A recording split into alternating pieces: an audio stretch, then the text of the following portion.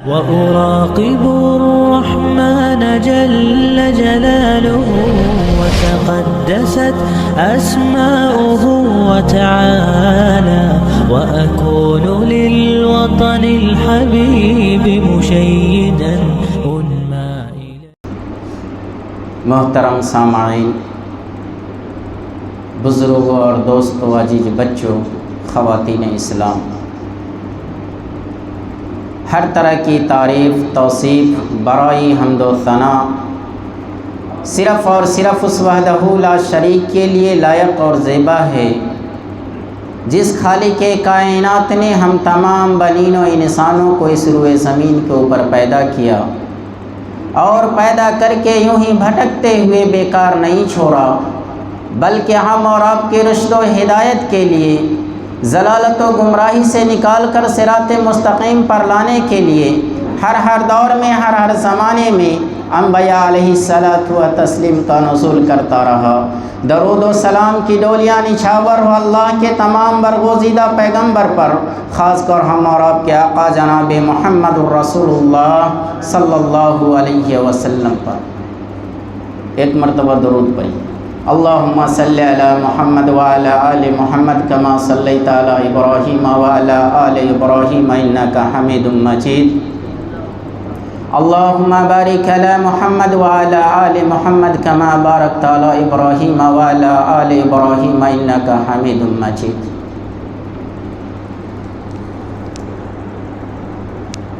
محترم حضرات، شعر کہتا ہے، نہ دنیا سے، نہ دولت سے، نہ گھر آباد کرنے سے، نہ دنیا سے، نہ دولت سے، نہ گھر آباد کرنے سے، تسلی دل کو ملتی ہے خدا کو یاد کرنے سے۔ خطبہ مسنونہ کے بعد میں نے کلام پاک سے آیت کا چند ٹکڑا تلاوت کیا۔ اللہ تبارک و تعالی نے اس آیت کریمہ کے اندر بڑی عجیب بات کہی ہے۔ جیسا جیسا مرحلہ آیا، اللہ تبارک و تعالیٰ کو جن لوگوں کے طرف نسبت کرنی تھی، جن لوگوں کے طرف اشارہ کرنا تھا، اللہ تبارک و تعالیٰ نے انہی کے لقب سے پکارا۔ کہیں پہ اللہ تبارک و تعالیٰ نے دنیا کے تمام انسانوں سے مخاطب ہوتا ہے تو یا ایھا الناس کہا، اے لوگوں۔ اس آیت کریمہ کے اندر اللہ تبارک و تعالیٰ نے ان لوگوں کی طرف نسبت کیا ہے جو ایمان والا ہے، مسلمان نہیں، ایمان والا۔ مسلمان تو ہر وہ آدمی ہے جو مسلمان کے گھر میں پیدا ہوتا ہے، نسلی مسلمان ہیں، چاہے وہ مسجد کو آئے یا نہ آئے، اگر مسلمان کے گھر میں پیدا ہوا ہے تو وہ مسلمان ہیں، چاہے وہ شراب کا عادی ہو، جوئے کا عادی ہو، یا کسی طرح کی اللہ کی نافرمانی کرنے کا عمل اس کے اندر آتا ہو، اگر وہ مسلمان کے گھر میں پیدا ہوا ہے تو وہ مسلمان ہے۔ لیکن اللہ تبارک و تعالیٰ نے ان لوگوں کو خطاب نہیں کہا، ان لوگوں کی طرف نسبت نہیں کیا۔ اس آیت کریمہ کے اندر اللہ تبارک و تعالیٰ نے ایمان والوں سے کہا، مومنوں سے کہا۔ اور مومن کون ہے، ایمان والا کون ہے؟ مومن وہ مسلمان ہیں جو جب بھی اپنے قدم کو آگے بڑھاتا ہے تو اللہ کو گواہ بنا کر کے اٹھاتا ہے کہ یا پروردگار عالم، میں جو قدم اٹھاتا ہوں یہ تیری رضا کے لیے اٹھے، تیری خوشنودی کے لیے اٹھے، تیری ناراضگی کے لیے نہ اٹھے۔ ہمیشہ جو کام بھی کرتا ہے اللہ سے ڈرتے ہوئے کرتا ہے کہ میری جو حرکتیں ہیں، میری جو کام ہیں، میرا جو چلنا پھرنا اٹھنا بیٹھنا جو ہے، یہ صرف اور صرف اللہ کی رضا کے لیے ہونی چاہیے۔ ان لوگوں کی طرف اللہ تعالیٰ نے اشارہ کیا ہے۔ قرآن کے اندر کیا کہا؟ یا ایھا الذین آمنوا ادخلوا فِي السِّلْمِ كَافَّةً، اے ایمان والو تم پورے اسلام کے اندر داخل ہو جاؤ۔ اللہ تبارک و تعالیٰ نے اس آیت کریمہ کے اندر ان لوگوں کی طرف نسبت کیا ہے، ان لوگوں کی طرف اشارہ کیا ہے کہ جس کی زبان نے کلمہ شہادت لا الہ الا اللہ کو اقرار کرنے کے بعد، مسلمان ہونے کے بعد اللہ اور اس کی رسول کی نافرمانی نہ کرے، ان کی اطاعت کرے، جو قدم اٹھائے اللہ کی خوشنودی اللہ کی رضا کے لیے اٹھاتا ہے، ان لوگوں کی طرف نسبت کیا۔ یا ایھا الذین آمنوا ادخلوا فی السلم کافۃ ولا تتبعوا خطوات الشیطان، اور تم شیطان کی پیروی نہ کرو، اس کی اتباع نہ کرو، اس کی اطاعت نہ کرو، اس کے نقش و قدم پہ نہ چلو۔ ایمان والوں کو اللہ تبارک و تعالیٰ نے اس لیے دھمکی دیا ہے، چیتاونی کی ہے، اصلاح کیا ہے، ہدایت کیا ہے کہ شیطان جو ہے ہمیشہ ایمان والوں کے پیچھے لگا رہتا ہے، بے ایمان کے پیچھے نہیں لگا رہتا۔ ایک مسلمان وہ ہے جو اذان کی آواز سنتا ہے اور روڈ پہ چلتا پھرتا رہتا ہے، مسجد کو نہیں آتا، کیا شیطان اس مسلمان کو بہکائے گا؟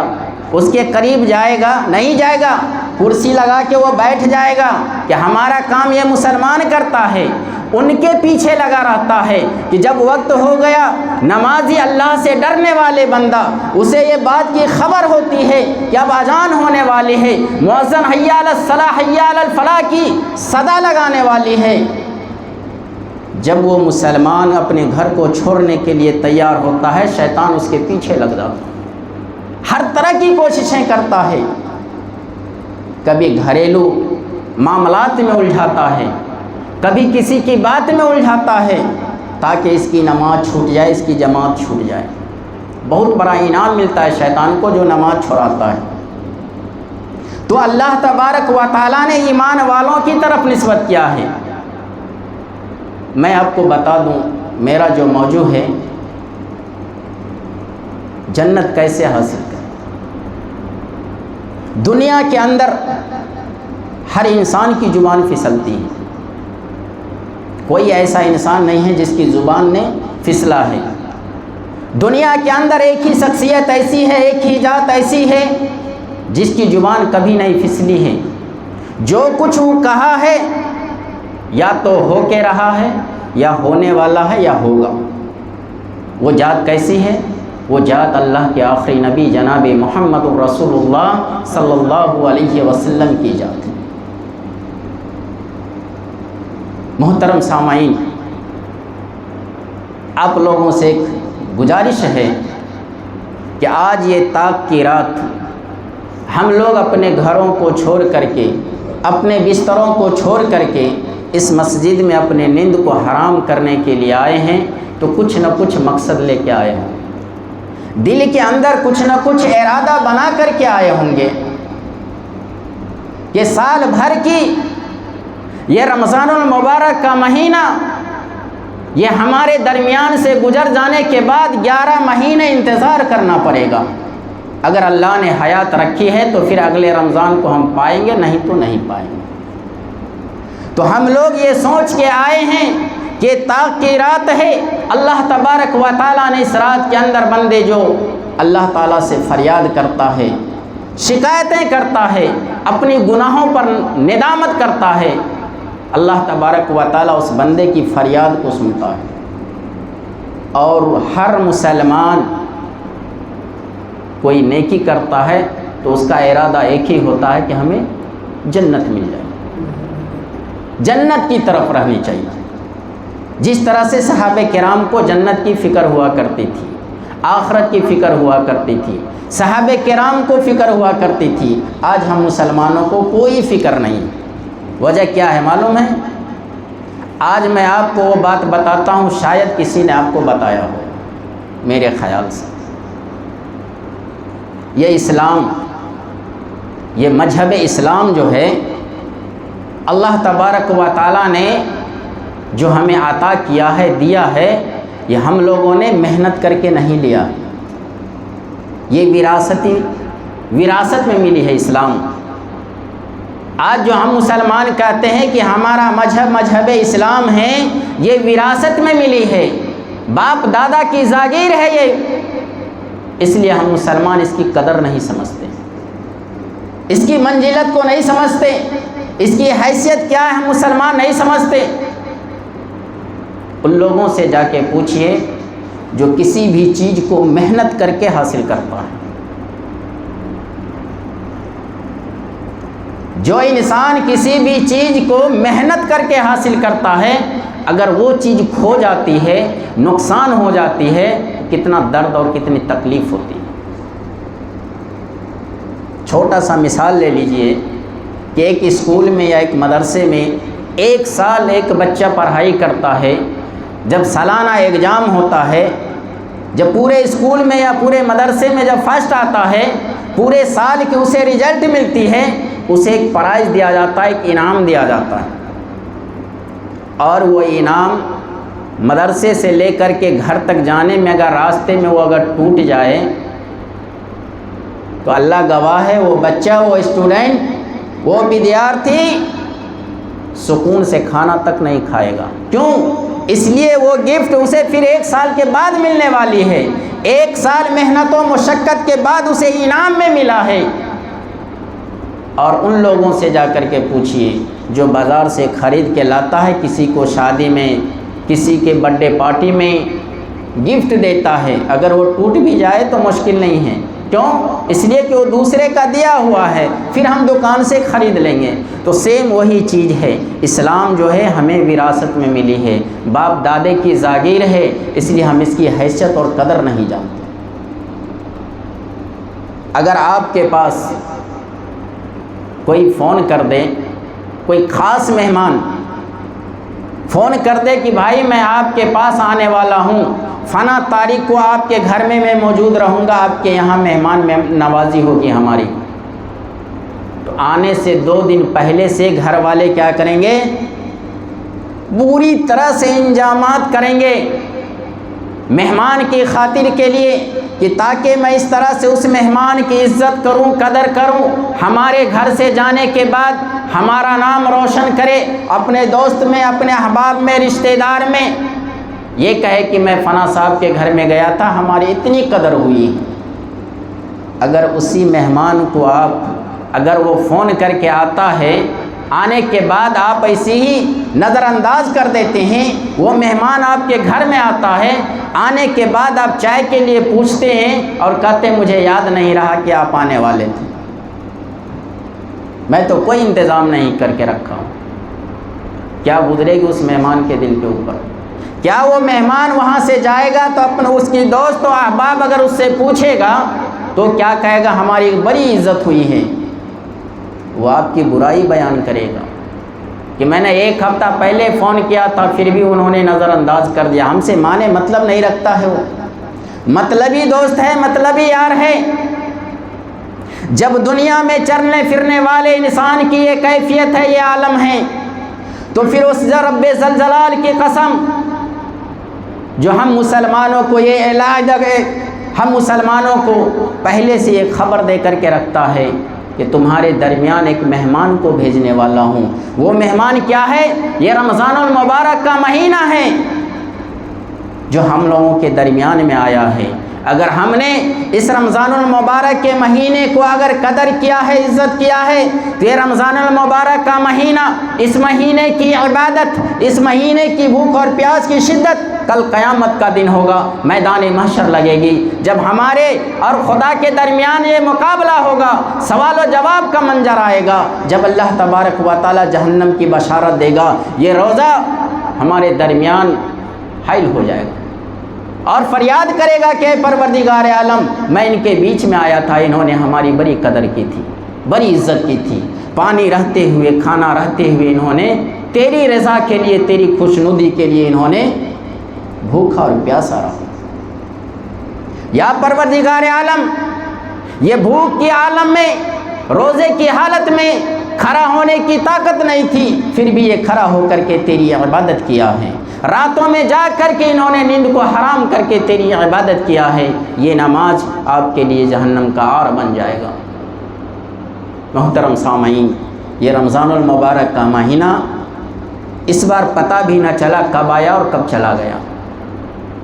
جو مسلمان رمضان المبارک کے مہینے میں بڑی ہی کثرت سے عبادت کرتے ہیں، انہیں بڑی ہی افسوس ہوتا ہوگا کہ بہت جلد ہمارے درمیان سے یہ گزرنے والی مہینہ ہے۔ دو دوست ہیں، بڑا ہی جگری دوست، جو عمل کرتا دونوں دوست ساتھ میں مل کر کے کرتا ہے، اللہ والا ہے، صوم و صلات کا پابند ہے، یہاں تک کہ جو نیکی اس سے بن پائی انہوں نے کی۔ ایک دوست کا انتقال ہو جاتا ہے، وہ کیسے؟ شہید کی موت مرتا ہے، شہید ہو جاتا ہے، شہادت کی موت مرتا ہے۔ اور ایک دوست جو دوسرا بچ جاتا ہے، وہ 1 سال کے بعد اس کی انتقال ہوتی ہے اور بالکل سمپل موت ہوتی ہے، بستر پہ ہی وہ انتقال کر جاتے ہیں۔ انتقال ہونے کے بعد دونوں دوست، اللہ تبارک و تعالیٰ نے دونوں کو ایک ہی مقام دیتا ہے، ایک ہی جگہ۔ جو مقام اس شہید کو ملتا ہے، شہادت پانے والے کو ملتا ہے، وہی مقام بستر پہ لیٹ کر کے انتقال ہونے والوں کو بھی وہی مقام ملتا ہے۔ اللہ تبارک و تعالیٰ سے فریاد کرتا ہے کہ یا پروردگار عالم، میرا پوسٹ تو اچھا ہونا چاہیے، میں تو شہادت کی موت مرا ہوں، یہ تو بستر پہ آرام کی موت مرا ہے، پھر اس کی وہ ہمارے برابری کیسے آپ نے دے دیا؟ اللہ تبارک و تعالیٰ فرمائے گا تجھے کچھ یاد ہے؟ جب تمہاری شہادت ہوئی تھی، جب تمہاری موت ہوئی تھی، اس کے 1 سال بعد تمہارے دوست کی موت ہوئی تھی، جو منزلت، جو مرتبہ شہادت ہونے پہ تجھے ملا ہے، 1 سال میں اس کو رمضان المبارک کا مہینہ نصیب ہوا تھا، اور اس رمضان المبارک کے مہینے میں اس طرح سے انہوں نے کثرت سے عبادت کی ہے کہ اللہ تبارک و تعالیٰ نے اس کی عبادت کو اتنی بلند تک پہنچا دیا ہے کہ وہ شہادت کے مرتبہ میں تمہارے ساتھ ہو گیا ہے۔ یہ رمضان المبارک کی برکت تھی، یہ رمضان المبارک کا عبادت تھا۔ محترم سامعین، ہم لوگوں کو چاہیے کہ جو کام بھی کرتے ہیں آخرت کے لیے کریں، اللہ کی رضا کے لیے کریں، اللہ کی خوشنودی کے لیے کریں۔ محترم سامعین، اللہ کے نبی صلی اللہ علیہ وسلم نے 3 بات فرمائی۔ پہلی بات کیا ہے؟ وَمَن تَرَكَ الْكَذِبَ وَهُوَ بَاطِلٌ بَنَى اللَّهُ لَهُ كَفَرًا فِي رَبَاءِ الْجَنَّةِ، کہ جو مسلمان جھوٹ کو غلط سمجھ کے چھوڑ دے گا، اللہ تبارک و تعالیٰ جنت کے کنارے میں ایک محل بنا کر کے دے گا۔ آج ہم مسلمان چھوٹا سا گھر بنانے کے لیے کتنی محنت و مشقت اٹھاتے ہیں، کئی سال تک ہم پیسے کو بینک بیلنس کرتے ہیں، جمع کرتے ہیں، تب جا کر کے ایک چھوٹا سا گھر بناتے ہیں۔ اس گھر کے لیے، دنیا کی گھر کے لیے ہم اتنی محنت و مشقت اٹھاتے ہیں، مگر اللہ تبارک و تعالیٰ نے جس انسان کو جنت میں ایک محل بنا کر کے دے گا، کتنی بڑی بات ہو۔ کوئی مشکل کام نہیں ہے، کوئی عبادت نہیں ہے، صرف جھوٹ کو غلط سمجھ کے مسلمان چھوڑ دے گا تو اللہ تبارک و تعالیٰ اس مسلمان کو جنت کے کنارے میں ایک محل بنا کر کے دے گا، جھوٹ کو چھوڑ دے گا۔ دوسری چیز، اللہ کے نبی صلی اللہ علیہ وسلم نے فرمایا وَمَن تَرَكَ الْمِرَاءِ مُحَقًّا بَنَى اللَّهُ لَهُ فِي وَسْطِهَا، کہ جو مسلمان اپنا حق رکھتے ہوئے اپنے بھائیوں کو چھوڑ دیتا ہے، دے دیتا ہے، وقف کر دیتا ہے، اللہ تبارک و تعالیٰ جنت کے بیچ میں سینٹر میں ایک محل بنا کر کے دے گا۔ اور تیسری بات جو اللہ کے نبی صلی اللہ علیہ وسلم نے فرمایا وَمَنْ حُسْنُ خُلُقُهُ بَنَى اللَّهُ لَهُ فِيهَا، کہ جس مسلمان کا اخلاق اچھا ہوگا، کردار اچھا ہوگا، اس مسلمان کو اللہ تبارک و تعالیٰ جنت کے سب سے اعلیٰ جگہ پہ ایک محل بنا کر کے دے گا۔ وہ جگہ کون سا ہوگا؟ عرش الہی کے نیچے ہوگا۔ کوئی مشکل کام نہیں ہے، کوئی بڑی عبادت نہیں ہے، یہ معمولی چیز ہے جس کو مسلمان کثرت سے دھڑلے سے کرتے ہیں۔ اللہ کا شکر ہے جب سے سیل فون آیا ہے تو جھوٹ کا بزنس ہو گیا مسلمانوں کا۔ کوئی فون کرتا ہے، گھر میں بھی رہتے ہیں تو کہتے ہیں کہ ابھی بول دو باہر میں ہیں، جھوٹ۔ حضرت عبد القادر جیلانی جب بچپنا کا عالم ہے، مکتب کی تعلیم جب اسے مکمل ہو گئی، دوسرے مدارس کے لیے اسے اعلیٰ تعلیم کے لیے نکلنا ہے، تو اس زمانے کے اندر پیدل جو ہے لوگ سفر کیا کرتے تھے، ایک دو نہیں، قافلہ بنا کر کے، ٹولی بنا کر کے لوگ جاتے تھے۔ تو عبد القادر کو اس کی ماں نے پوری ساز و سامان دے دیا، اور دینے کے بعد کچھ اشرفیہ، کچھ پیسہ اس کے کپڑے میں ڈال کر کے اور اسے سلائی مار دیا۔ کیوں؟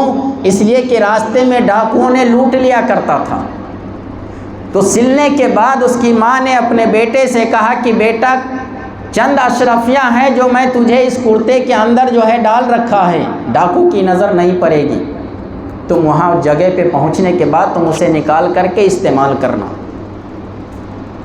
اور چلتے چلتے ماں نے ایک نصیحت کی تھی، وہ نصیحت کیا تھی؟ کہا بیٹا، تمہاری جان چلی جائے، کتنوں مصیبتوں کا سامنا کرنا پڑے، تم کبھی جھوٹ نہیں بولنا۔ ماں نے بیٹے سے نصیحت کیا۔ محترم حضرات، میں اپنے خاتون کی طرف توجہ دلانا چاہتا ہوں کہ وہ بھی ایک ماں تھی، وہ بھی ایک خاتون تھی، اس کے دل کے اندر اللہ تبارک و تعالیٰ نے کیا حکمت دے رکھی تھی، اس کا ایمان کتنا مضبوط تھا، اور آج ہماری ماں بہنیں کی ایمان کتنی مضبوط ہے۔ وہ ماں اپنے بیٹے کو نصیحت کرتی ہے کہ بیٹا، جب تمہاری گردن کٹانے کی بات آ جائے تم اپنی زبان کو نہیں پھسلانا، جھوٹ نہیں بولنا۔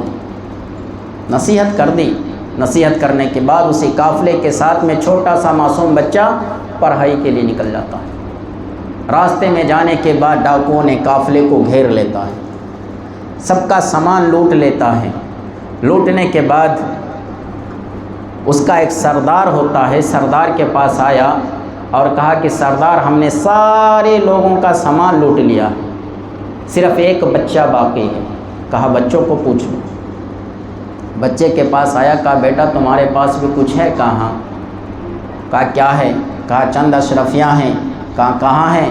کہا یہ کرتے کے اندر ہے۔ کہا تم جھوٹ بولتے ہو؟ کہا نہیں، میں جھوٹ نہیں بولتا۔ اس بچے کو لے کر کے اپنے سردار کے پاس لے کے گیا اور کہا اس بچہ سے جب میں پوچھتا ہوں تو یہ کہتا ہے کہ کچھ اشرفیاں ہیں جو میرے کپڑے کے اندر ہماری ماں نے سل کے رکھا ہے۔ وہ سردار بچے سے پوچھتا ہے یہ بات صحیح ہے؟ کہا ہاں صحیح ہے۔ کہا نکالو۔ سلائی کو توڑ دیا، توڑنے کے بعد اس اشرفیاں کو نکالا، پیسے کو نکالا۔ نکالنے کے بعد وہ سردار اس بچے سے کہتا ہے کہ بیٹا، اگر تو ایک جھوٹ بول دیتا تو یہ پیسہ تمہارا بچ جاتا، تجھے معلوم ہے ہم لوٹنے والے ہیں، تجھے معلوم ہے تمہارا پیسہ ہم لے لیں گے، مگر تو ایک جھوٹ بول دیتا تو تمہارا یہ پیسہ بچ جاتا۔ تو بچہ کیا کہتا ہے معلوم ہے؟ یہ چیز مجھے معلوم ہے کہ اگر میں ایک جھوٹ بول دوں تو ہماری اشرفیاں بچ جائے گی، لیکن یہاں جھوٹ بولنے پہ ماں کی نافرمانی ہوگی۔ ہماری ماں نے نصیحت کی تھی کہ بیٹا تمہاری جان چلی جائے مگر جھوٹ نہیں بولنا، میں ماں کی نافرمانی کیسے کر سکتا ہوں؟ پیسے تو چلے جائیں گے پھر آ جائیں گے، مگر ماں کی ایک بار نافرمانی ہو جائے گی، دنیا بھر ہم اس کو پورا نہیں کر سکتے، پوری زندگی پورا نہیں کر سکتے، ہم ماں کی نافرمانی نہیں کریں گے۔ پتہ ہے اس وقت کیا ہوا؟ وہ سردار اس بچے کی ایمان کو دیکھنے کے بعد پوری قافلہ مسلمان ہو گیا، کلمہ پڑھ لیا کہ جب مسلمان کے ایک بچے کی یہ کیفیت ہے، مسلمان کے ایک بچے کی یہ عالم ہے، ان کے دل کے اندر یہ خلوص ہے، تو آج ہم بڑے بڑے علماؤں کا یہ حال ہے کہ دل خلوص نہیں ہے، صاف نہیں ہے۔ کیوں؟ دنیا کے پیچھے، ہم مسلمان دنیا کے پیچھے آ گئے ہیں، آخرت کو بھلا دیا۔ تو ہم مسلمانوں کو چاہیے کہ جھوٹ سے پرہیز کریں۔ جھوٹ کو اگر بچا لیتے ہیں، جھوٹ سے بچ جاتے ہیں، خود بچتے ہیں، اپنے اہل و عیال کو بچاتے ہیں، تو اللہ تبارک و تعالیٰ آپ کو وعدے کے مطابق جنت کے کنارے میں ایک محل بنا کر کے دے گا۔ دوسری بات جو ہے وہ اپنا حق دوسرے کو کیسے دے دیں، بڑی عجیب بات ہے۔ اللہ کے نبی صلی اللہ علیہ وسلم نے فرمایا کہ اپنا حق رکھتے ہوئے اپنے بھائیوں کو دے دیتا ہے، چھوڑ دیتا ہے، تو اللہ تبارک و تعالیٰ جنت کے بیچ میں ایک محل بنا کر کے دے گا۔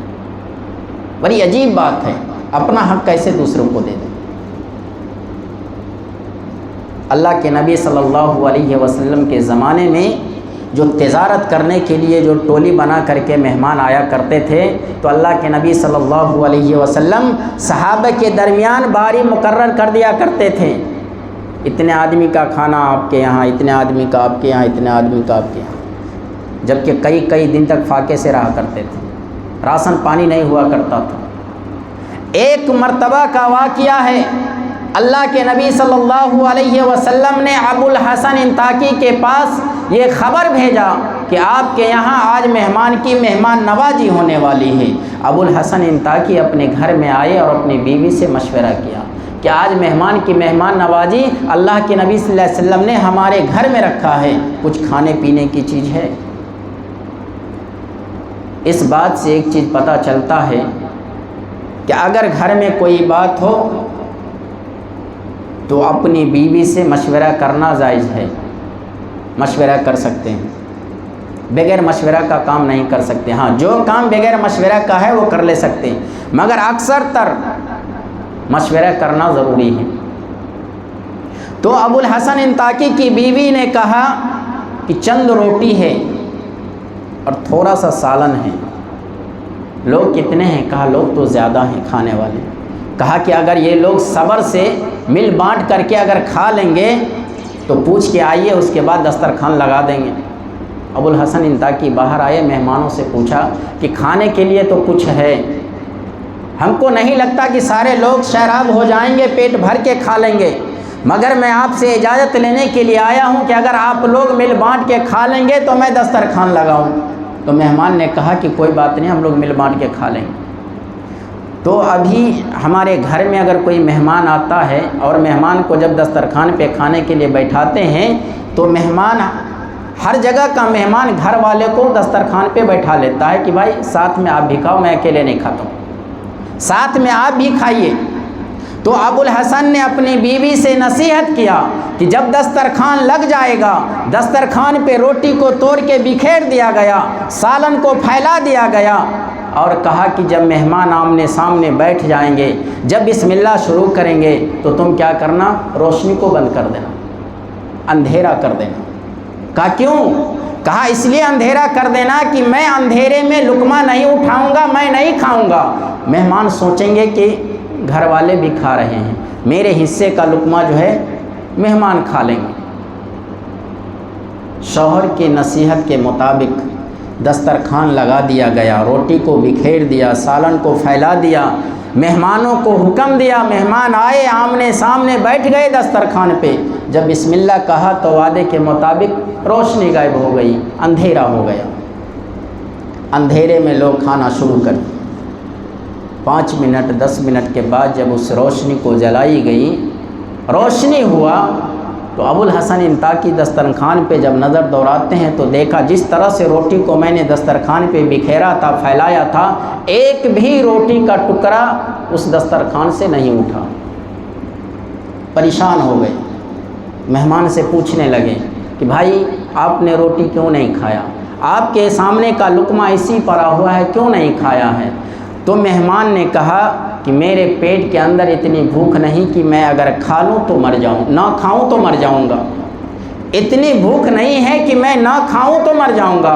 میں یہ سوچ کر کے اس میں ہاتھ نہیں لگایا کہ ہو سکتا ہے مجھ سے زیادہ میرا بھائی بھوکا ہوگا اور اندھیرے میں میرے حصے کا لقمہ وہ اٹھا کر کے کھا لے گا۔ جب مہمانوں سے پوچھا تو سب کا سب ایک ہی جواب یہی دیا کہ میں یہ سوچ کر کے ہاتھ نہیں لگایا کہ مجھ سے بھوکا میرا بھائی ہوگا اور میرے حصے کا لقمہ وہ اندھیرے میں اٹھا لے. کہا ایسا کیوں؟ تو دیکھیے جنت کی فکر کیسے ہوا کرتی.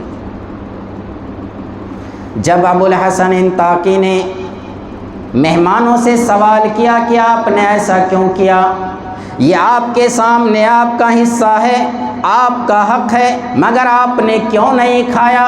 تو مہمانوں نے جواب دیا کہ اے ابو الحسن انطاقی، میرے جسم کے اندر اتنی قوت ہے، اتنی طاقت ہے، اور میرے پیٹ کے اندر اتنی بھوک نہیں کہ میں نہ کھاؤں تو مر جاؤں گا.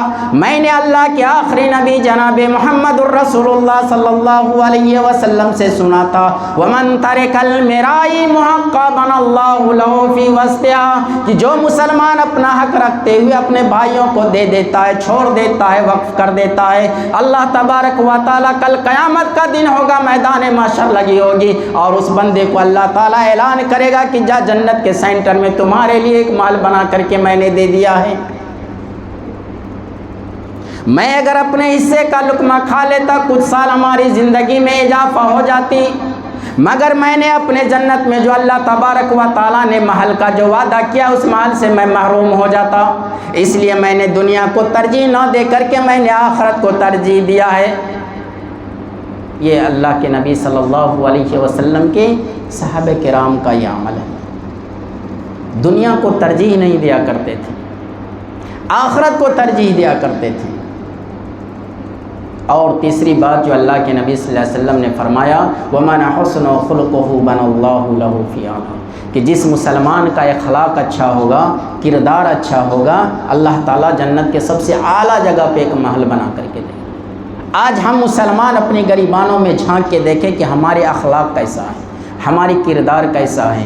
ہم سے ہمارا پڑوسی ناراض ہے، ہم سے ہمارا بھائی ناراض ہے، ہم سے ہمارا سماج ناراض ہے. ہم کیسے مسلمان ہیں؟ ہم کیسے کامیاب ہو سکیں گے؟ ہمارا اخلاق اچھا ہونا چاہیے، ہمارا کردار اچھا ہونا چاہیے. ہم دنیا کے اندر چاہے کتنوں بڑی عبادت کر لیں، صوم و صلات کا پابند بن جائے. یہ رمضان المبارک کا مہینہ کثرت سے ہم نے ادا کیا ہے، اس کی پوری حفاظت کی ہے. یہ 5 تاک رات ہے، اس رات کی ہم نے حفاظت کی ہے.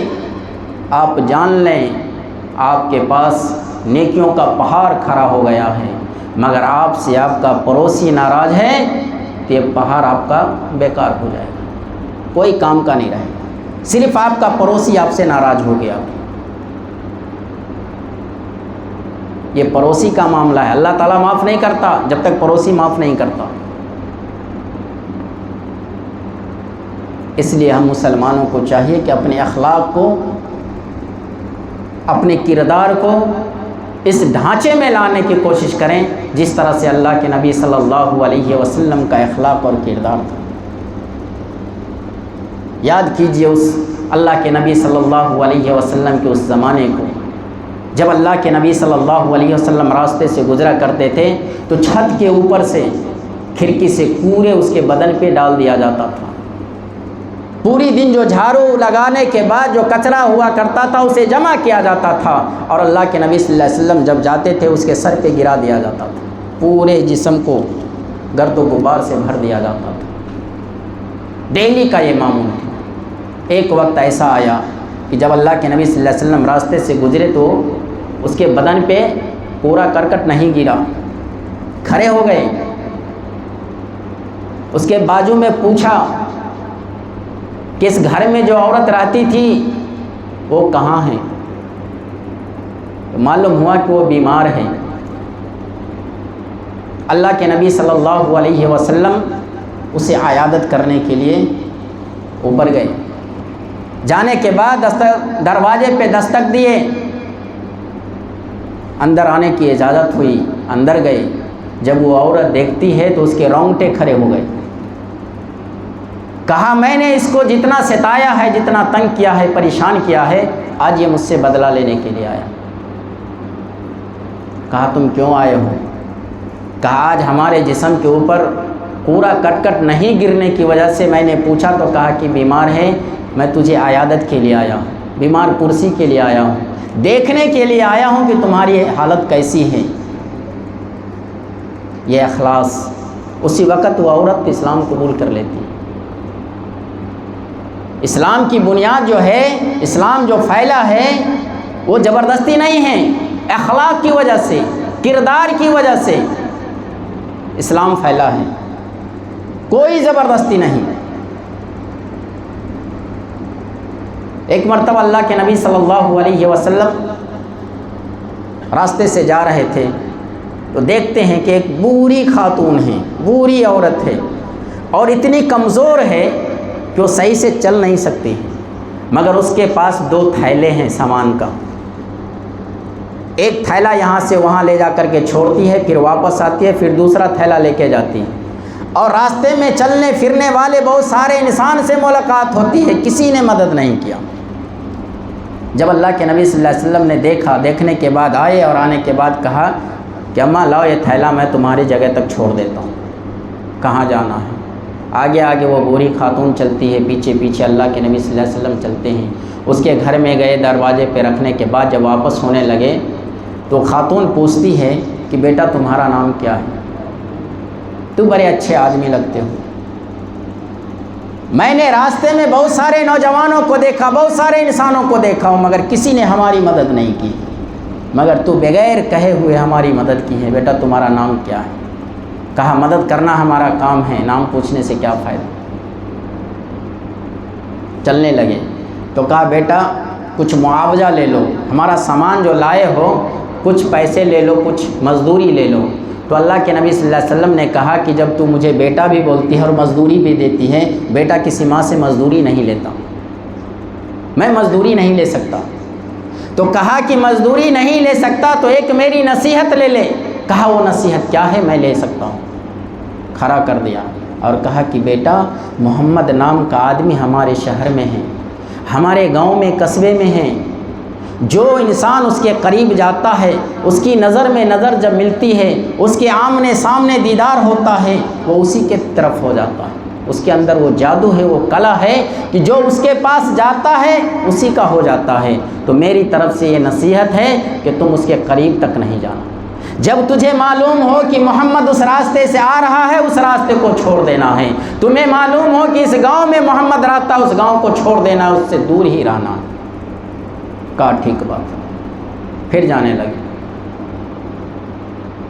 پھر وہ عورت کہتی ہے کہ بیٹا میرے دل کے اندر کھٹک سی ہو رہی ہے، مجھے سکون نہیں ہو رہا ہے کہ کون اجنبی آیا اور ہماری مدد کر کے چلا گیا، تم اپنا نام تو کم سے کم بتاتے، میں تمہارا احسان مند ہوں۔ بہت ہی اصرار کرنے کے بعد اللہ کے نبی صلی اللہ علیہ وسلم نے کہا کہ ابھی جس محمد کی تعریف آپ نے کی ہے وہ محمد میں ہی ہوں۔ ذرا اندازہ کریں کہ آج ہمارے سامنے اگر کوئی آدمی ہماری برائی کرے، ہمارے رونگٹے کھڑے ہو جائیں گے۔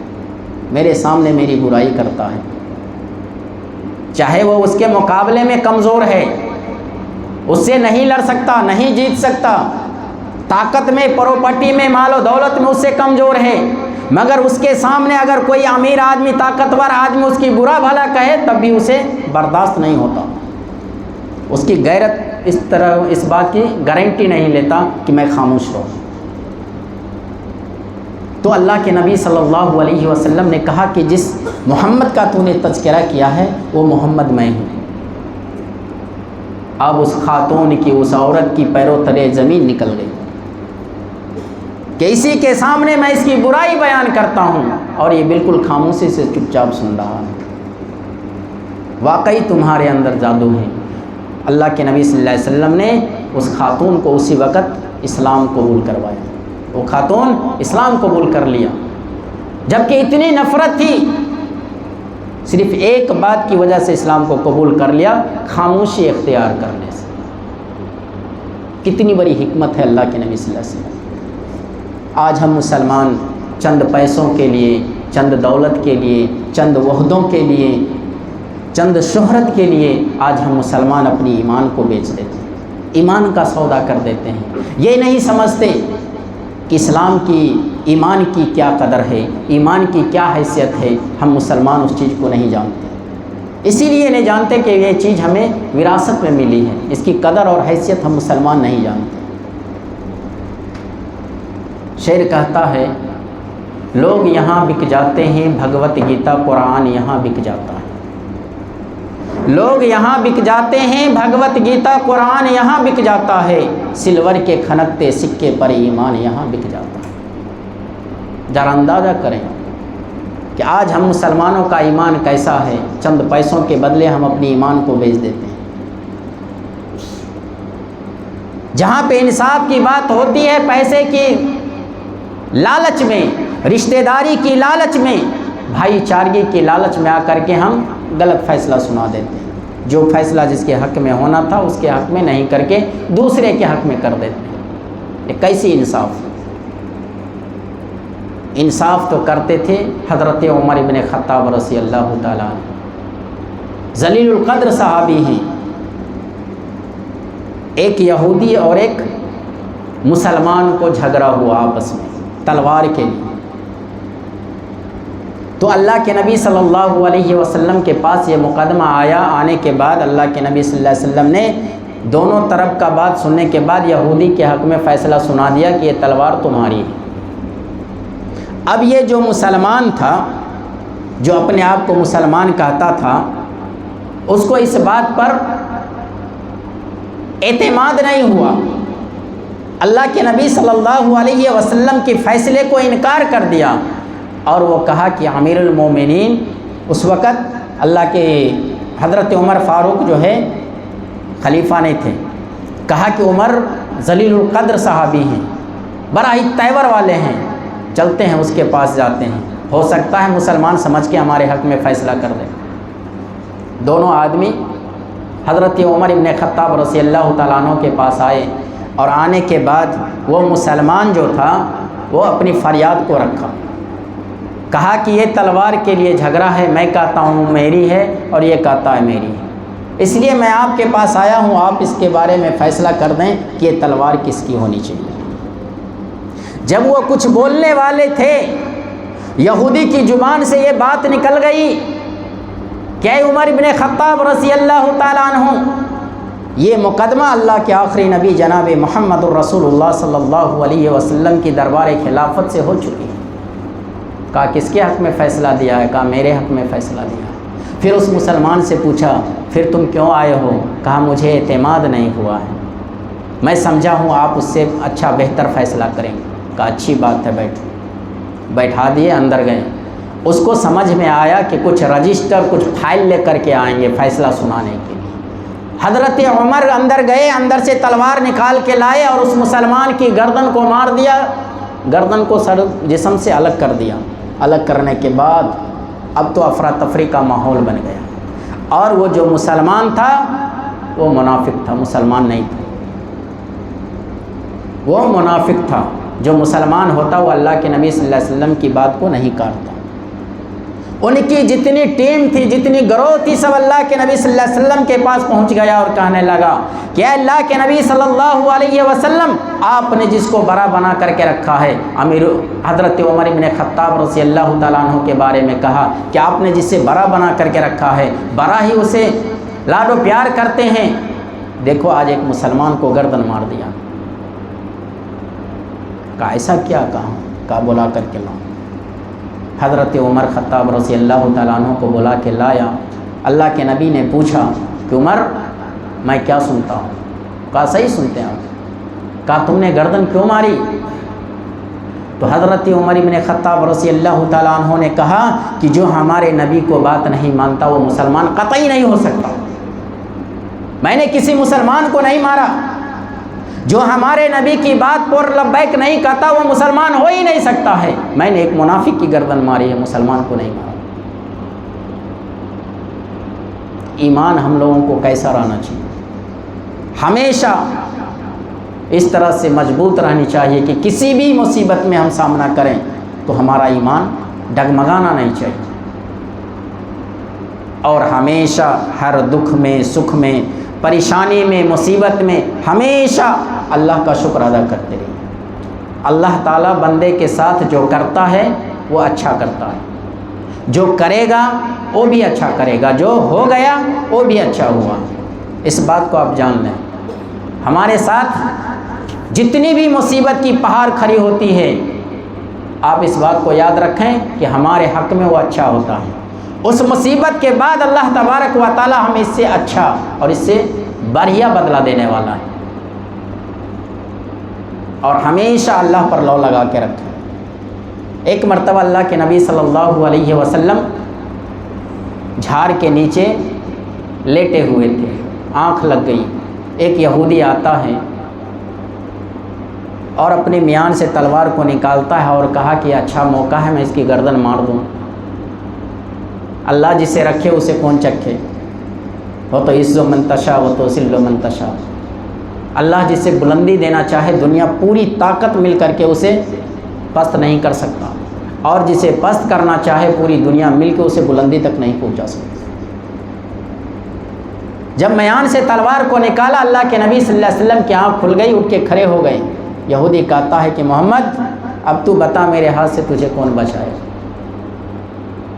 تھوڑا دیر کے لیے آپ سوچیں کہ اگر ہمارے سامنے، ہمارے درمیان اگر کوئی دشمن کھڑا ہے، گن ہمارے کن پٹی میں ہیں، ہمارے سامنے ہیں، اگر وہ ہم سے پوچھے کہ بتا مجھ سے کون بچائے گا، تو ہماری زبان سے کیا نکلے گی؟ تو ہی بچا سکتا ہے۔ تو چاہے تو گھوڑا دبا دے، چاہے تو چھوڑ دے، ہماری جان تیرے ہاتھ میں ہے، چاہے تو مار دے چاہے تو چھوڑ دے۔ مگر اللہ کے نبی صلی اللہ علیہ وسلم نے فرمایا کہ تجھ سے بچانے والی ذات ہماری اللہ ہے، اللہ ہمیں بچائے گا۔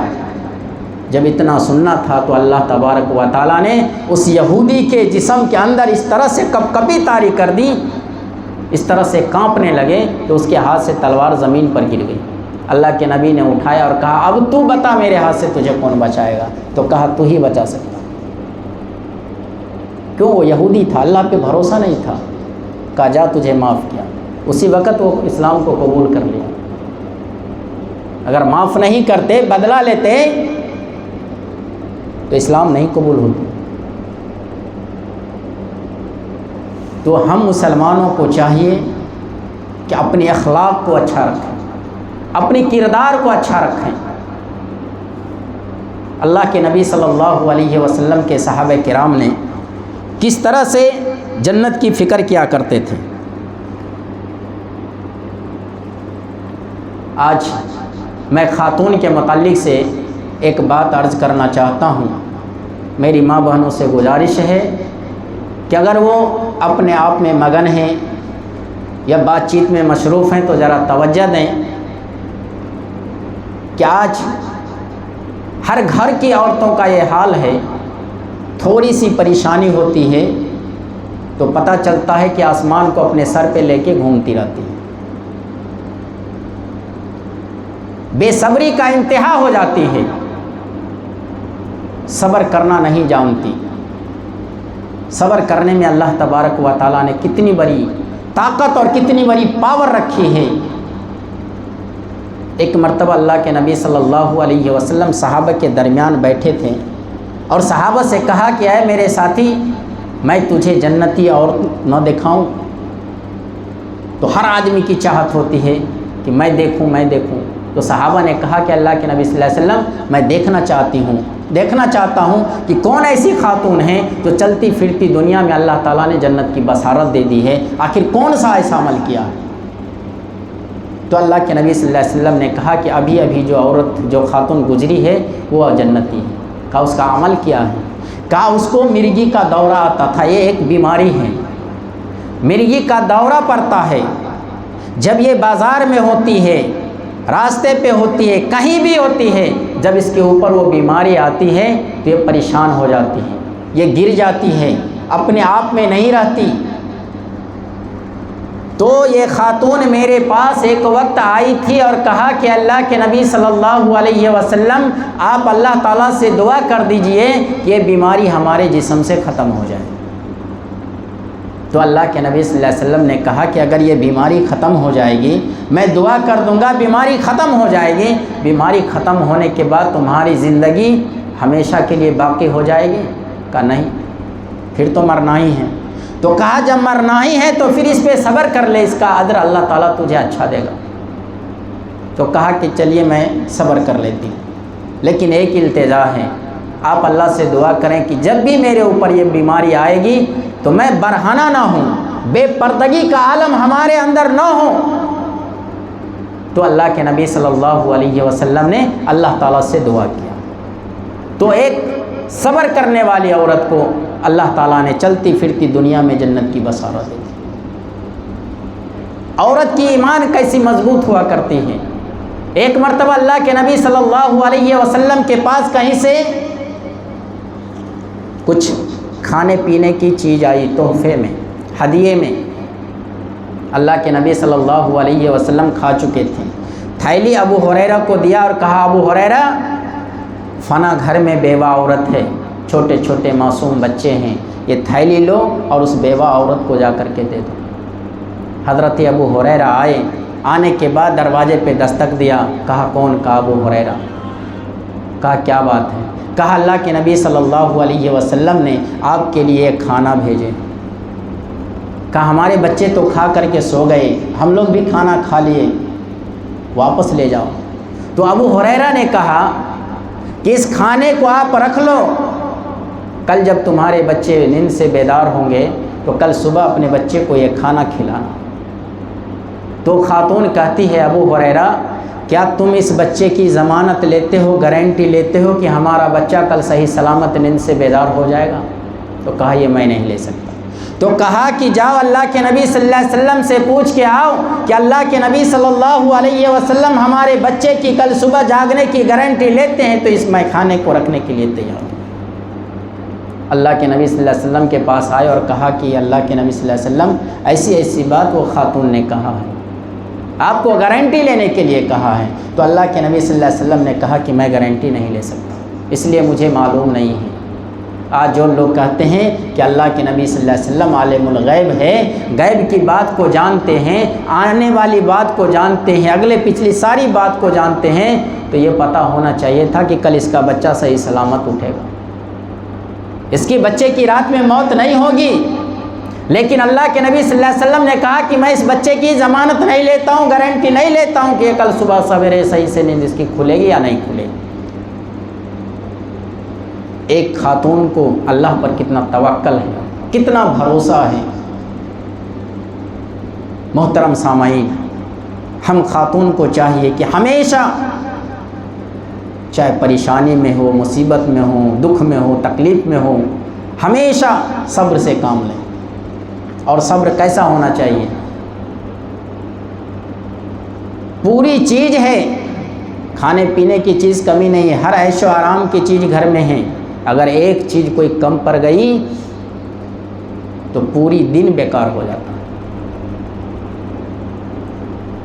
اللہ کے نبی صلی اللہ علیہ وسلم کی بیٹی حضرت فاطمہ الزہرا رضی اللہ تعالی عنہ کے گھر میں 3 دن چولہا تک نہیں جلا، کچھ نہیں کھائے، اور اس کی وجہ سے حضرت علی رضی اللہ تعالیٰ عنہ اللہ کے نبی صلی اللہ علیہ وسلم کے پیچھے نماز کو نہیں جاتے تھے، یہ سوچ کر کے کہ میں نماز کو جاؤں تو اللہ کے نبی صلی اللہ علیہ وسلم پوچھیں گے کہ ہماری بیٹی کیسی ہے، میں کیا جواب دوں گا کہ بیٹی بھوکی ہے۔ اس شرم کے مارے حضرت علی نماز کو نہیں جاتے تھے، گھر میں پڑھ لیتے تھے۔ جب تیسرا دن ہو گیا، حضرت فاطمہ نے مصلی بچھایا، کھڑی ہو گئی، اللہ اکبر کہہ کے نیت باندھ لی، اور نیت باندھنے کے بعد مصلی پہ گر گئی۔ حضرت علی جب آواز سنا آئے، کہا فاطمہ کیا بات ہے؟ کہا علی 3 دن کے فاقے نے مجھے کھڑے ہونے پر مجبور کر دیا، کھڑا نہیں ہونے دیا ہے، اتنا کمزور کر دیا ہے کہ میں مصلی پہ کھڑا نہیں ہو سکتی۔ اب کتنی شرم کی بات ہے کہ ایک بیوی کائنات کی امام کی بیٹی اور اس طرح سے کمزور ہو گئی کہ کھڑی نہیں ہو سکتی ہے۔ حضرت علی نے کہا میں اللہ کے نبی صلی اللہ علیہ وسلم کو کیسے منہ دکھاؤں گا؟ وہ تجارت کے لیے گھر سے باہر نکلے، جب باہر نکلتے ہیں تو دیکھا ایک شخص اونٹ لے کر کے جا رہا ہے۔ کہا کہ اس اونٹ کو کوئی خریدے گا؟ حضرت علی نے کہا میں تو خریدنا چاہتا ہوں مگر پیسے نہیں میرے پاس۔ کہا ادھار لے لے، بیچ کر کے میرے پیسے دے دینا۔ کہا کتنا میں دو گے؟ کہا 100 روپے۔ اونٹ لے لیے، کچھ دور گئے، دوسرے شخص نے آیا اور کہا کہ اونٹ بیچو گے؟ کہا ہاں۔ کہا کتنے میں؟ کہا 300۔ 300 میں اونٹ کو بیچ دیے۔ حضرت علی نے پیسہ لیا اور اس اونٹ والے کو ڈھونڈنا شروع کیا جس سے اونٹ خریدا تھا، پیسے دینے کے لیے 100 روپیہ۔ اب ہر جگہ، ہر گلی، ہر لکڑ پہ اس کو ڈھونڈتے ہیں، وہ مل ہی نہیں رہا۔ اب اس کی اور پریشانی بڑھ گئی کہ ہمارے اوپر قرض ہو گیا ہے، میں دیندار ہو گیا ہوں۔ ڈھونڈتے ڈھونڈتے پریشان ہو گئے، نہیں ملا۔ اس کے بعد جب گھر میں آتے ہیں تو دیکھتے ہیں کہ اللہ کے نبی صلی اللہ علیہ وسلم بستر پہ بیٹھے ہوئے ہیں۔ جو ہی حضرت علی اندر آئے، اللہ کے نبی صلی اللہ علیہ وسلم نے مسکرایا اور مسکرانے کے بعد کہا کہ علی، یہ اونٹ والا منظر کیسا رہا؟ حضرت علی پریشان ہو گئے کہ اللہ کے نبی صلی اللہ علیہ وسلم آپ کو کیسے پتا؟ کہا علی، میری بیٹی نے 3 دن سے فاقے کے عالم میں تھی، 3 دن سے کھانا پینا کچھ نہیں کھایا تھا، تو مجھ سے چھپایا تھا، میں نہیں جانتا تھا، میں نہیں دیکھتا تھا، مگر میرا اللہ دیکھتا تھا۔ جب ہماری بیٹی نے مصلی پہ گری، اللہ کو جلال آیا، فرشتے کے ذریعے اونٹ بھیجوایا ہے، اور جو خریدنے والا ہے وہ بھی فرشتہ ہے۔ 3 دن کی فاقے نے تجھے 300 روپیہ انعام میں دیا ہے، مزدوری دیا ہے۔ محترم سامعین، ہم خاتون کو چاہیے کہ ہمیشہ صبر سے کام لیں۔ صبر کرنے پر اللہ تبارک و تعالیٰ اس سے اچھا بدلہ دیتا ہے۔ آزما کے دیکھیں۔ محترم سامعین، حضرت عمر ابن خطاب رضی اللہ تعالیٰ عنہ اپنی دور خلافت میں جنت کی کیسی فکر ہوا کرتی تھی، جنت حاصل کرنے کے لیے لوگ کیسے کیسے انجام دیا کرتے تھے۔ اپنی دور خلافت میں بادشاہ ہے، خلیفہ ہے، امیر المومنین ہے، جب ساری دنیا سو جاتی تھی تو حضرت عمر رضی اللہ تعالیٰ عنہ گھر سے باہر نکلتے تھے، گشت کیا کرتے تھے، گھوما کرتے تھے کہ کوئی گھر ایسا نہیں جس گھر میں معصوم بچے ہوں، یتیم اور بیوہ عورت رہتی ہو، جس گھر میں چولہا تک نہیں جلا ہو، بچے بھوکا سویا ہو۔ کل قیامت کا دن ہوگا، میدان محشر لگے گی، اور اس گھر کے خاتون و بیوہ عورت کل قیامت کے دن میدان محشر میں میری گریبان کو تھام لے گی اور کہے گی کہ اے پروردگار عالم، اس عمر کی خلافت میں میرے بچے نے ایک رات بھوکا سویا تھا۔ یہ سوچ کر کہ امیر المومنین گشت کیا کرتے تھے، گھومتے گھومتے گھر کے پاس گیا، دیکھا کہ ایک نوجوان جارو قطار روتا ہے۔ اللہ کے نبی صلی اللہ علیہ وسلم حضرت عمر ابن خطاب رضی اللہ تعالیٰ عنہ وہاں بیٹھ جاتے ہیں، اور بیٹھنے کے بعد کہا کہ بھائی کیا بات ہے، بہت غمزدہ لگتے ہو، بات کیا ہے؟ اسے پتہ نہیں کہ امیر المومنین ہے، عمر ہے۔ ادنا انسان سمجھ کے کہا تجھے کیا فائدہ، تجھے بتانے سے مجھے کیا فائدہ ملے گا، جاؤ تمہارا کام تو جانے، میرا کام ہے میں سمجھتا ہوں۔ پھر بھی وہ نہیں اٹھتے ہیں، بار بار پوچھتے ہیں، بار بار پوچھتے ہیں کہ تمہاری دکھ درد میں شامل ہونا چاہتا ہوں، تمہاری کچھ مدد کرنا چاہتا ہوں، تم بتاؤ۔ زیادہ اصرار کرنے کے بعد وہ نوجوان کہتا ہے کہ جب اتنا اصرار کرتا ہے تو میں بتاتا ہوں میں کیوں روتا ہوں، میں کیوں پریشان ہوں، میں کیوں غمزدہ ہوں۔ کہا کیا بات ہے؟ کہا میرے گھر میں میری ایک بیوی ہے، بڑی ہی خوبصورت ہے، ایک نوجوان ہے جو رات کی تاریکی میں آتا ہے، ہمیں گھر سے باہر نکال دیتا ہے اور ہماری بیوی کے ساتھ زنا کرتا ہے۔ کہا وہ کہاں ہے؟ کہا وہ ابھی ابھی گیا۔ حضرت عمر بن خطاب رضی اللہ تعالیٰ عنہ نے اس سے پوچھا کہ اس کے آنے کا معمول کیا ہے؟ کہا کہ آج آیا ہے، کل نہیں آئے گا، پرسوں آئے گا، ایک دن ایک رات بیچ کر کے آتا۔ تو امیر المومنین نے اسی وقت اس نوجوان سے کہا کہ تم اپنی بیوی سے کہنا کہ پرسوں کی رات سویرے میرے لیے کھانا بنا کر کے رکھے، اور جب وہ نوجوان تمہارے گھر میں آئے گا تو تم اپنی بیوی سے کہہ دینا کہ اب ہمارے اور تمہارے درمیان یہ روز کا معمول ہے، ہمیشہ کا معمول ہے، میں زبردستی بھی نہیں کر سکتی، مگر ایک ہماری نصیحت ہے، تم اپنی بیوی سے کہنا کہ وہ کہے گی کہ یہ چیز جو تم میرے ساتھ کرتے ہو، روشنی میں اجالا میں مجھے دل گوارا نہیں کرتا، اندھیرا کر کے جو کرنا ہے کرو، میں راضی ہوں، اندھیرا کر دینا ہے بس۔ امیر المومنین کے نصیحت کے مطابق اس رات اس نوجوان سے پہلے امیر المومنین اندر داخل ہو جاتے ہیں گھر میں۔ جب وہ نوجوان اندر آتا ہے، آنے کے بعد وعدے کے مطابق وہ عورت اس سے بات چیت کرتی ہے، اور کرنے کے بعد روشنی کو بند کر دیتی ہے، اندھیرا کر دیتی ہے۔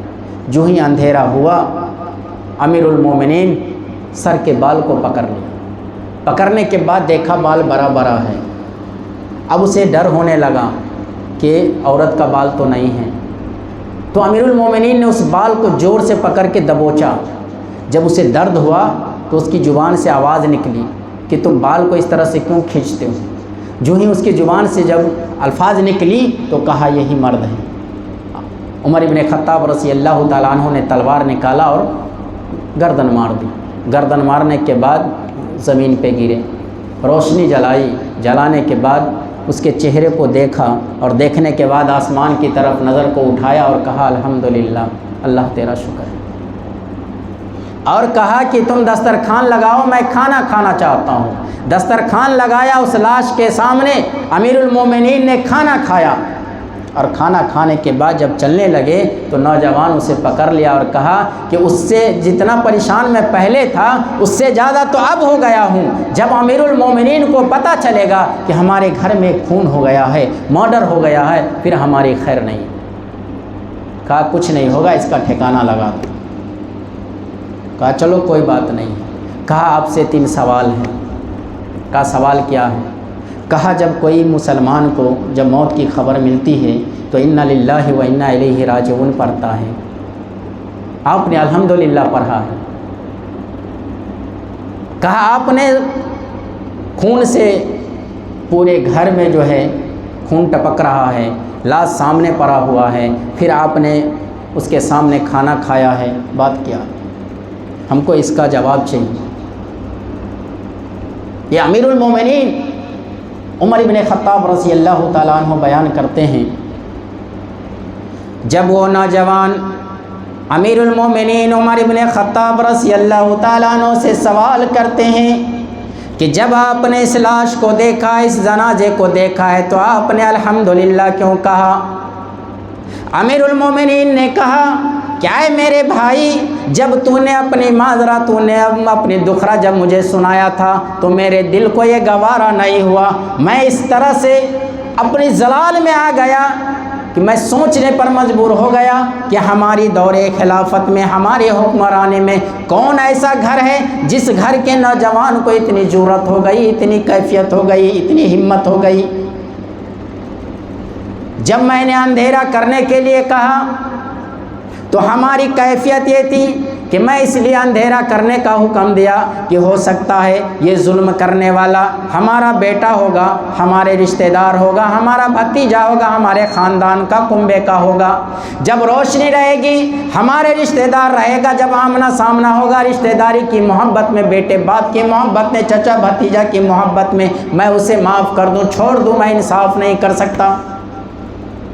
جب میں نے اندھیرے میں اس لیے وار کیا کہ میرا بیٹا ہو، بھتیجا ہو، کوئی بھی ہوگا، میں اس کا انصاف دلانے کا کام کروں گا۔ جب میں نے اسے گردن مار دی، جب اس لاش کو نیچے گرا دیا، جب روشنی ہوئی، جب میں نے اس کے چہرے کو دیکھا تو میں نے دیکھا یہ ہمارے خاندان سے نہیں، ہمارے قبیلے سے نہیں، ہمارے کنبے سے نہیں ہے۔ تب میں نے اللہ تبارک و تعالیٰ کا شکر ادا کیا کہ الحمدللہ، اللہ تیرا شکر ہے، یہ میرے خاندان سے نہیں ہے، میرے کنبے سے، میرے رشتہ دار سے نہیں ہے۔ کہا آپ نے جنازے کے لاش کے سامنے کھانا کیسے کھایا؟ کہا جس دن تو نے مجھ سے کہا اسی دن میں نے روزے کی نیت کر لی کہ جب تک میں اسے انصاف نہیں دلاؤں گا، میں پانی کا ایک قطرہ تک اپنے حلق سے نہیں اتاروں۔ یہ کیوں کرتے تھے؟ جنت پانے کے لیے، کہ میری دور خلافت میں کوئی گھر ایسا نہ بچے کہ کل قیامت کے دن میدان محشر میں ہمیں پکڑ لے۔ یہاں تک کہ امیر المومنین کہتے ہیں کہ ہماری دور حکومت میں اگر کتا بھی پیاسا رہ گیا تو اللہ تبارک و تعالیٰ پھر ہماری پکڑ ہو جائے گی۔ محترم سامعین، غالباً وقت ختم ہو گیا ہمارا، ایک شعر کے ساتھ میں اپنی بات کو ختم کرنا چاہتا ہوں۔ شعر کہتا ہے، سر کو جھکا دیا سر کو کٹا دیا مگر ایسا نہیں کیا، سر کو کٹا دیا سر کو جھکا دیا مگر ایسا نہیں کیا، ہم نے ضمیر و ظرف کا سودا نہیں کیا، تلوار میرے سر پہ لٹکتی رہی مگر، تلوار میرے سر پہ لٹکتی رہی مگر، ہم نے کسی امیر کا سجدہ نہیں کیا۔ اللہ تعالیٰ سے دعا ہے کہ یا پروردگار عالم ہم تمام مسلمانوں کو کہنے اور سننے سے زیادہ اس پر عمل کرنے کی توفیق عطا فرما۔ یا پروردگار عالم ہم تمام مسلمانوں کو جب تک اس دنیا میں زندہ رکھ، ایمان اور اسلام کے اوپر زندہ رکھ۔ جب اس دنیا سے اٹھا تو ایمان کی حالت میں اٹھا، جب خاتمہ کر تو خاتمہ بالخیر کر۔ وما علینا الا البلاغ۔ السلام علیکم ورحمۃ اللہ۔